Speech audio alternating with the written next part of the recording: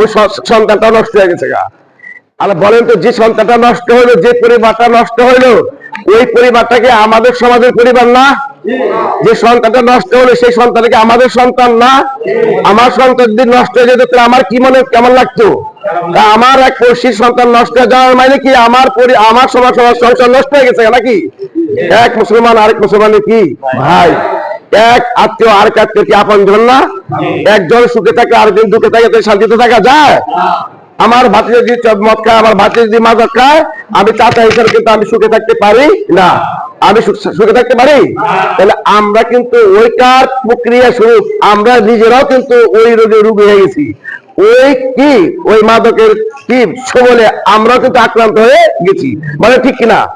এই জন্য আমাদের স্থায়ীভাবে সমস্যার সমাধানের জন্য আরো একটা কাজ করতে হবে। যারা মাদক খায় বিনা টাকায়, মাথায় কিন্তু কথাটা, এখন আমাদের নিরাময় কেন্দ্র আছে, কিন্তু ঘুরি ঘুরি টাকা দিতে হয়, যার কারণে যার ইচ্ছা আছে সে ট্রিটমেন্ট দিতে পারে না।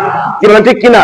কিন্তু আল্লাহ যদি চাই, দেশে যদি পরিবর্তন হয়, তাহলে বিনা টাকায় যারা মাদক খায় ওদেরকে বিনা টাকায় তাদেরকে চিকিৎসার ব্যবস্থা করা হবে ইনশাআল্লাহ।